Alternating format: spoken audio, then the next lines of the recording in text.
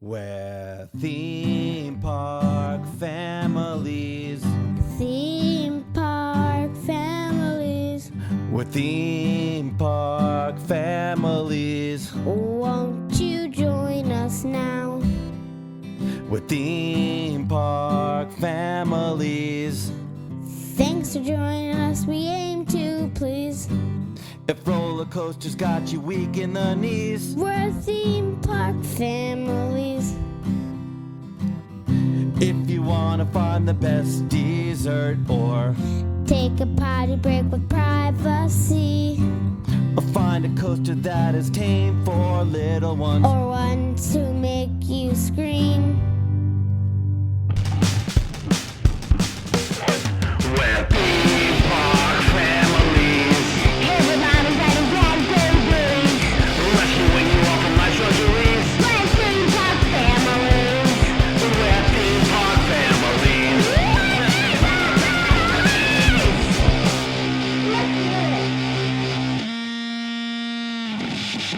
Press the space bar. Yeah. Yay! On December 15th, 2015, Mike and EB from CoasterRadio.com recorded episode 12 of season 10, titled Ghost of Attractions Past, which was the second show ever that they played an MP3 that Andrew and I had recorded. After they played our clip, EB said, "I'm worried about the competition, they're writing bits now." And Mike replied, "They should have their own podcast. I'd listen to that podcast." 17 months later, here we are. I'm Adam. And I'm Andrew. And we are Theme Park Park Families. When Mike uttered these lines, I thought of it as a really nice compliment and nothing more. Today, we'll explain how we got to this point. Our first episode is going to be very different from our regular format that the episodes will have after today. Today we're going to explain what the show will be about and tell our story, for that's what really we're interested in, right? Yep. We are interested in people's stories, how they got into this crazy hobby, and what they love about it. And then at the end of that, when we thank some people that helped us with this, we'll have a really interesting, unique message from a Hollywood superstar. You're not going to want to miss that. On to the show itself, kind of what we'll be doing here. We don't like to think of ourselves certainly as competition, like EB stated before, but a complement to the other shows. There are a lot of shows that we kind of listen to and are familiar with, and I think we have our own special little niche here. We're not experts, and we never claim to be, but we're fans who are really into this, and I think due to having an 8-year-old here, we'll have a very interesting kind of perspective that maybe some other shows don't have, right? Yep. All right, so like Coaster Radio, our goal is, boy, if we could get to 10 years, where would that put you, buddy? I would be 18 and graduating high school. Wow, so if we could get to that point, I think it would be a neat kind of progression to see where Andrew is at that point. And, you know, I think as father and son as we are, I don't think we should be breaking up, so we should be able to stick together, right, bud? Yeah. All right, so we'd like to think of our theme song that you guys just heard as maybe a metaphor for the whole show. It starts out kind of sweet and mellow, might sound like it's a little kiddie, but then it has a little edge and maturity to it as well. And that's kind of, I think, what we're going to try to do with our show. Have some tips for youngins, but also have some stuff for the hardcore theme park fans and the coaster enthusiasts of America, right? And the world. Yep. I'm going to be doing the littler kids and rides, and my dad is going to be doing the bigger rides. Now, funny that you think of that, because really, how we started, you kind of missed that era. Like, you just jumped right into craziness. We kind of missed out on all the 7-foot little junior coasters, and you just kind of went right to craziness. So, but you know some of that stuff as well. So we'll be telling our stories and have tips and advice for families for enjoying different theme parks, how to make their day easier, that type of thing. The tips will start from having babies at the park to toddlers, growing up through kids and teens, and then eventually to adults, ride progressions and that kind of thing. So there's something here for everyone in the family. Even if you're the only one who likes coasters in your family, we'll be talking about kind of heavy-duty sort of coaster stuff as well. So we want to help people as well, and some people certainly have a fear of rides. You see comments on YouTube videos all the time of people who are terrified. Oh, how do I get on this? Is it awful? What would that feel like? And I think a lot of people in the coaster enthusiast community maybe forget what that was like. What fears, like they're so kind of desensitized, like my wife Melissa says, after a while, you know, that fear isn't there at all. Do you ever feel that anymore, bud? No, I always think like, oh, this is easy. I want something that's a little bit more scary. Do you remember the last time you felt any kind of nerves on a coaster? Oh, yeah. That was definitely way back then when I did, like, my first couple coasters. I was about 3, and I was getting nervous because I wasn't that old. Okay, so it's been a long time for you too. Well, this will be a big year for you getting onto some coasters you've never done before that maybe are a little bit more intimidating, so we'll see as we go along. So we're going to have a number of different segments on the show when we started up our next show for episode 2. We're going to have different things. One of them is going to be Andrew's News, and what's that going to be about, bud? So I'm going to choose something to talk about and in the coaster world, and I'm going to ask my dad what he thinks on it. All right, and then have your own perspectives as well as different things going on throughout the industry. So we've got a tip of the day, and every single episode will have a new tip for the family, a way to make your day easier, some just little thing that's going to make your day at the park that much more interesting and fun and all that kind of stuff. We've got a ride of the day, and where we'll really go in detail on what are some of the sensations, the coolest parts of rides, where we really look at almost everything that coaster does, what to expect, when to get there, all those kind of things and how it might change from day to night, those type of things. We're going to do a park of the month, and so each month we'll be looking at one park in detail where we talk about what time to get there, what to do, in what order, what foods are best, what bathrooms are best, all those kind of things. So really breaking it down in great amounts of detail so that when you get to that park, you'll know what to expect. For some of you, depending where you live throughout the world, this might be a park that you know quite well or something that you've never been to, hope to get to at some point. So that should be a really helpful thing for you. Like Theme Park Blueprints discuss about, a podcast that we check out. They say, what's going to happen when we run out of parks, and we kind of have that same thought with the Park of the Month, but we just got to keep going to new parks so we'll have new things to talk to, right, bud? Of course. All right. And so we're going to have Mom's Musings, where my wife Melissa is going to talk about just something to help out the day as well from her perspective. So that'll be interesting. So a number of different things that we'll be doing. So now to move on to something more important here, we've got our story. And our story is about as improbable a story as could be. Not only that we have a podcast, but the fact that we are on a roller coaster at all. This is, I think, pretty irregular, as you all have your own stories about how you got into this hobby and how this all formed. Some of you have long histories starting out from when you were young, but certainly that's not the case for us. So to make a real super long story somewhat short, it starts out when I was 4 years old. And on a trip to England, there were a couple of situations where I was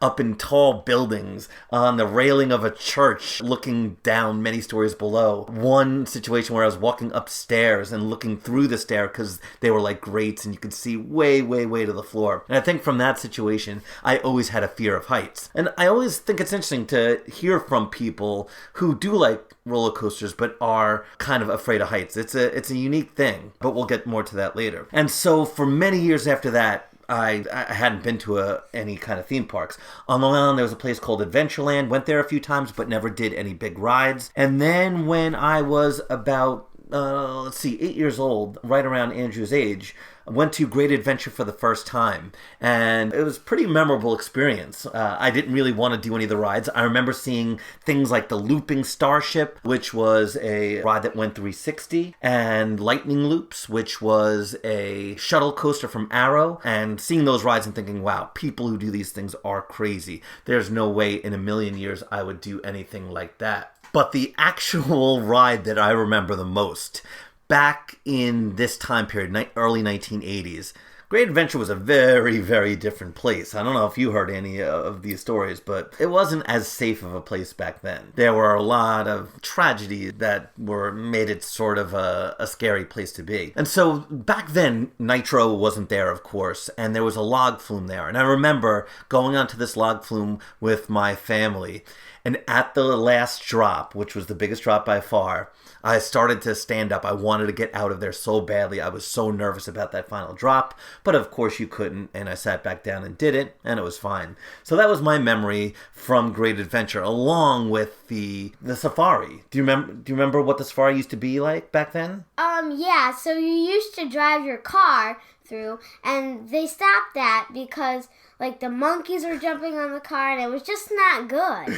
That's what I remember the most too. Yeah, back when it was two separate parks, and I remember driving through and the monkeys jumping on top of your hood, and they used to beg for food and could get a little aggressive. So now Great Adventure doesn't do that at all. And so yeah, that was not the most positive of trips, and it was a long time after that till I would get to a theme park again. Well, after that, there were a couple of years that I went to Action Park in New Jersey. And Action Park is pretty famous for a couple things. What do you know about Action Park? Well, I know that it has a lot of, I don't want to say dangerous, but weird kind of slides where you jump into the water from the air, or you go on this slide and it's just crazy.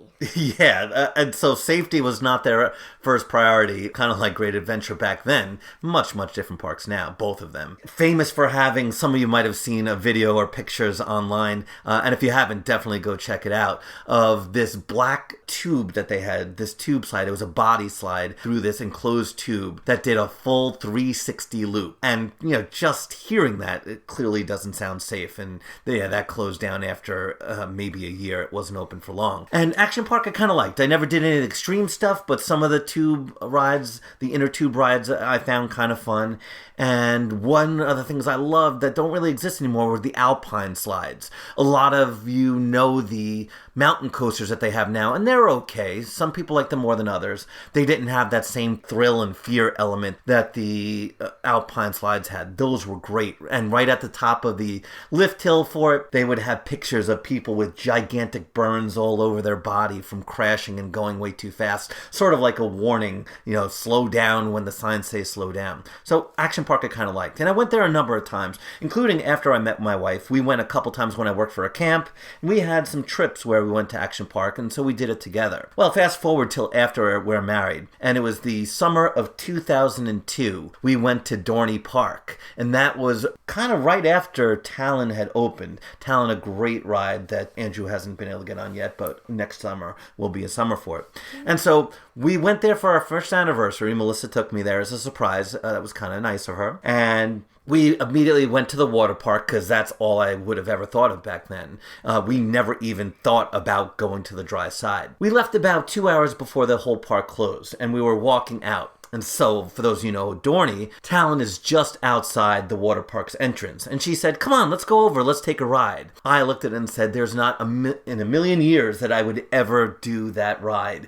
Seeing its inversions, and to me it looked pretty tall, I was like, there's no way. So she went on it alone. Not that she had a long coaster history, but she had done a couple before that. And she went on it and said it was great, and said, come on, go on it, and wouldn't even consider it. And definitely we did not walk through the rest of the park. Well, we fast forward a bunch of years where at this point we now have two children, Andrew and his younger brother Alex. And after a couple of years we decide, and this was the summer of 2014, that I surprised Melissa and got us a family membership at Camel Beach in the Poconos, a water park connected to Camelback ski resort. And we had a great summer there. Probably went at least, I'd say, 7 or 8 times. And Andrew, what are the parts of Camel Beach that you remembered? So I remembered this one, it was kind of a bull slide.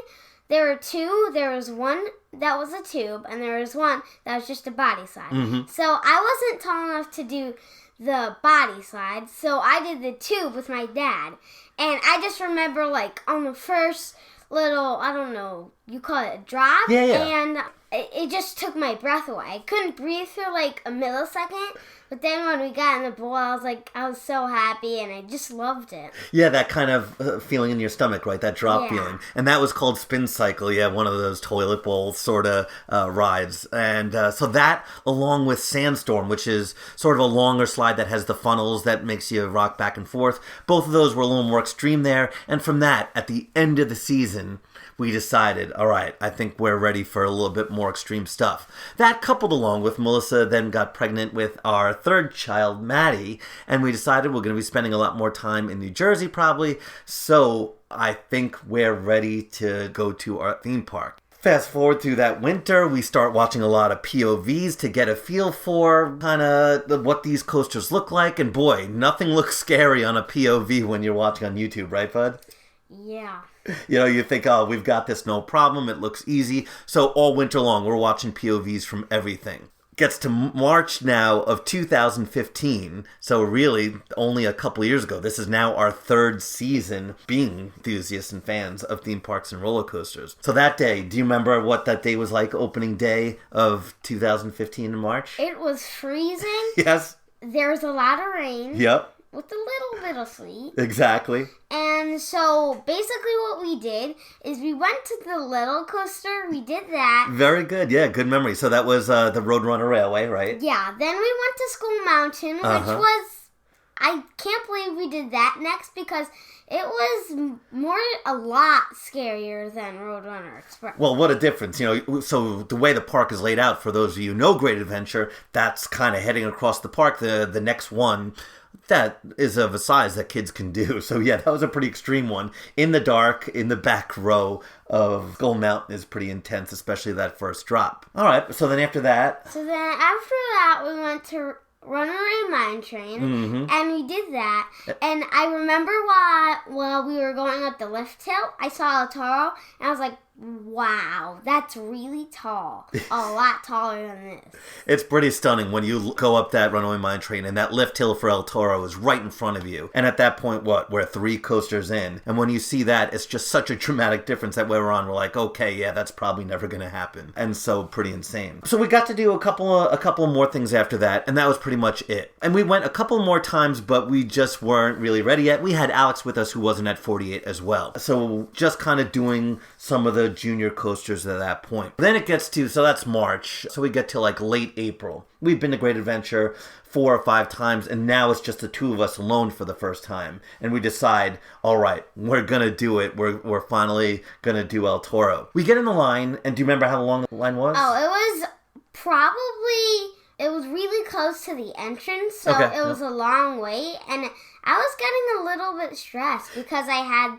to wait so long. Right, and it's interesting that you remember that, because that's by far the longest line that we've ever waited in at Great Adventure, and certainly for El Toro as well. And you're right, so it took about an hour and probably 20 minutes to wait in that line. And then, so you hear the sounds from it, you see that first drop over and over and over, and that just adds to that excitement and anxiety, and it was a pretty long wait. So then we get finally into the station, and the station is crazy in there, and so we wait in line, and we sat pretty close up, maybe I'd say something like the 3rd row, 4th row, something like that. I would say 5th row. Okay, so yeah, right about that. And I filmed a little video on our phone back when you were allowed to have phones in El Toro, another thing to talk about another time. And do you remember what you said on the video? Well, I remember that I closed my eyes, but I don't remember what I said. Yeah, I said, we've got this, right? And then I said, I don't got this? Yeah, we don't got this. Because it was at that point, nerves are at like 1,000% at that point. And so here's the gigantic problem. We're next in line, and we're getting ready. The train is in the station for the group that's going on now. And do you remember what happened at that point? It broke down. Yeah, so it stops for a half an hour. At first, it's because the restraints, which are pretty tight, people are having trouble getting on, and then they had a closure. So we had to wait that much longer. So at that point, we're next in line. We've got like a half hour. So then eventually we do get on, and that was just before you get to that lift hill. So kind of scary. And then what's the lift hill like? It's a cable lift, so it's a little bit faster than your regular chain. It doesn't give you that much time to think about it, which I like. Yeah, so exactly. So it gets you up there quickly. But then one of the things that's interesting about the top, you come around that curve before you hit that first drop, so it really lets you think about it just before you go down. Yeah, and then what did you think on that first drop the first time? Oh, I was closing my eyes. I was pretty scared I was pretty scared. Yeah, I would think closing your eyes would make it even scarier. The angle of that first drop is just so insane that it really felt like you were going to fall out. You're going to be thrown right out of your seat. And so we'll talk about that ride more. But we finally finished the ride, and what was your thought when you were done? Thank God I'm alive. Yeah, it's such a breathtaking thing, but what a bonding experience that is between anyone who loves coasters. When that was our first major one, and you're like, wow, we did it, we could handle it, and the adrenaline rush was just so amazing. And now, I didn't think of it at all when I look back now that I've done a lot more coasters, but what a crazy coaster to pick for your first major one.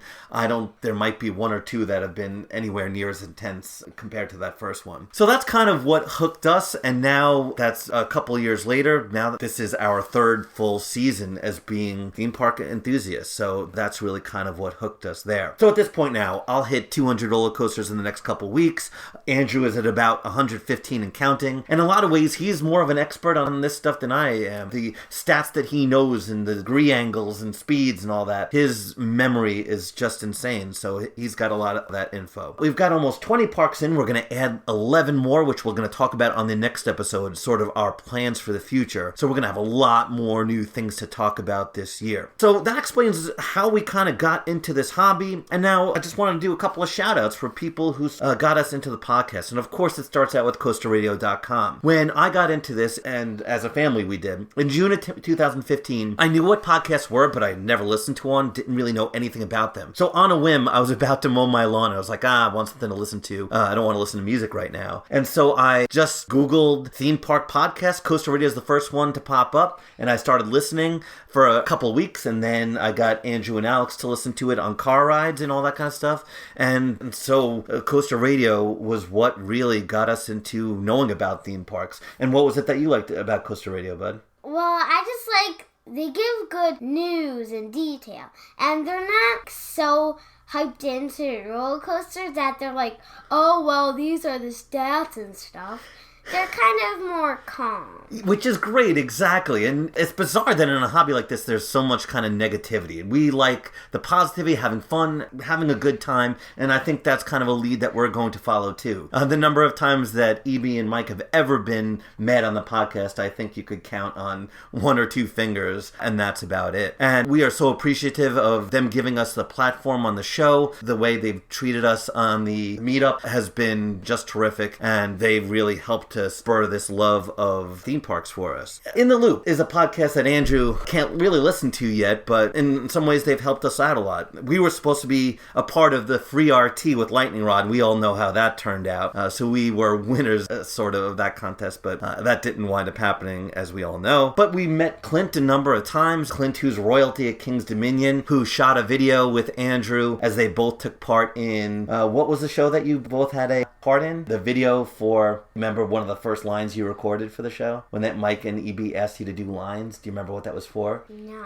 That was for a Coaster Carol. Oh, yeah. Both you and Clint had done lines for Coaster Carols. Clint and Andrew shot a video together at King's Dominion and met Clint and his wife Sherry at the parks a couple of times and got to do some karaoke with him as well. And Applebee's. At Applebee's, very good. To me, in Loop, it's incredible how knowledgeable they are in Florida Park. Their knowledge of Universal and Disney is just very impressive. And what is our knowledge of those Florida parks, bud? Well, we haven't really been to the Florida parks that much because we just haven't traveled that much. We know a little bit about Disney and stuff. So we know a little bit, but in terms of us as a family, we have not been there yet. I think next year is going to be the trip for Florida. And really, between Disney and Universal, which one are you more interested in? I'm kind of more interested in Disney because everybody in my class has been there and they were excited about it and they're getting me excited about it. What aspect of Disney is the reason you want to go? Of course, the theming. Right, so that's what he's really interested in.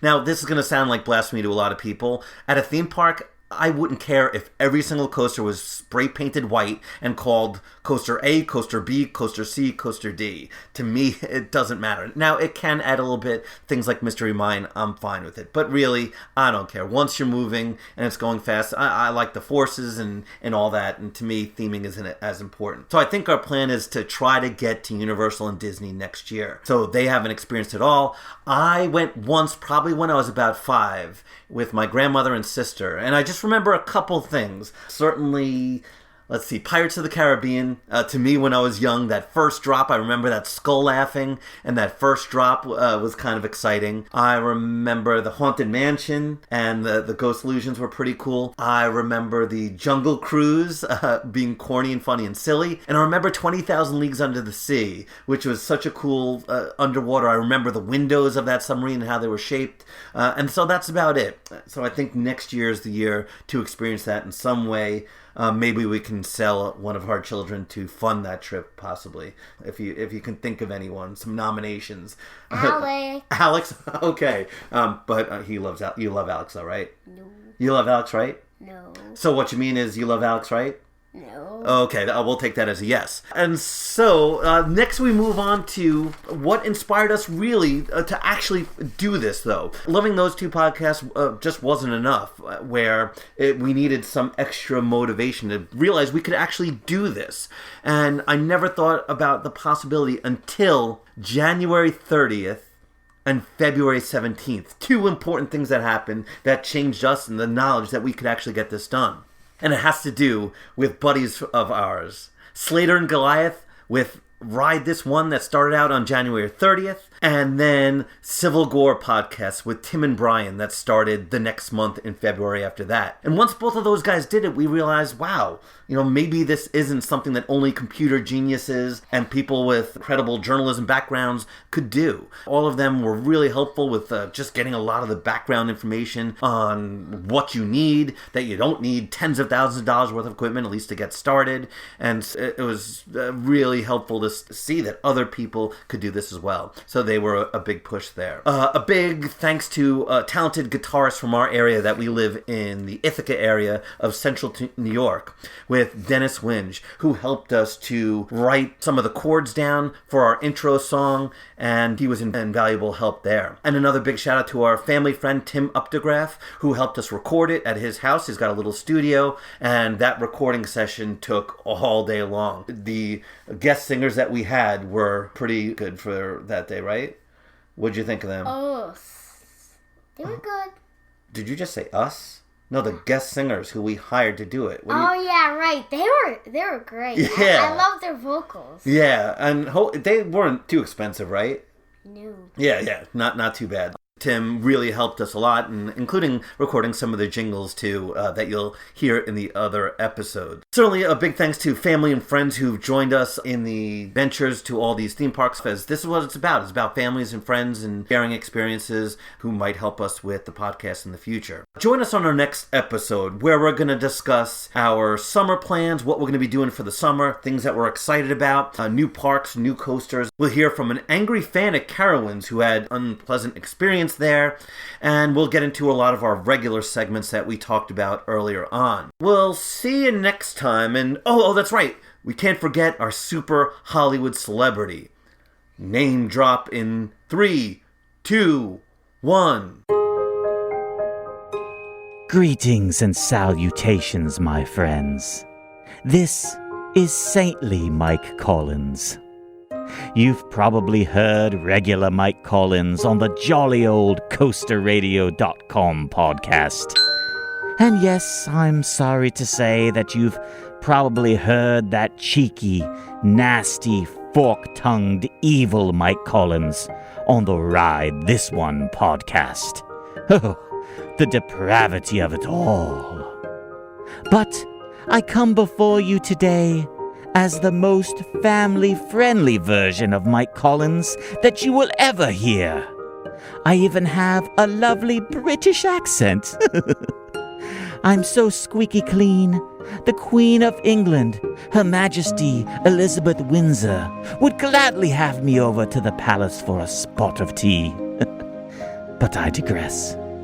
I am here to give my full, unconditional support to the new Theme Park Families podcast. I stand behind Adam, Andrew, and the rest of the gang as they put together what we all have been waiting for with great anticipation. A theme park podcast that the whole family can listen to without fear of nasty language or tasteless jokes about the size of Dolly Parton's brassiere. Goodness me. I'm so happy about the whole endeavor. It makes me want to break out into song. So, I think I shall. Edelweiss, Edelweiss, every morning you greet me, small and white, clean and bright, you look happy to meet me. Blossom of snow, may you bloom and grow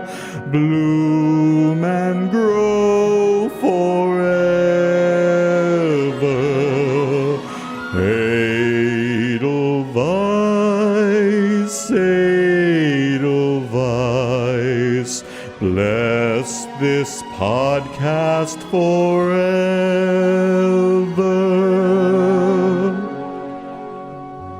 Best of luck to you. Godspeed, my friends. Riding roller coasters is what we're about. That's all for now. See you later. Andrew out.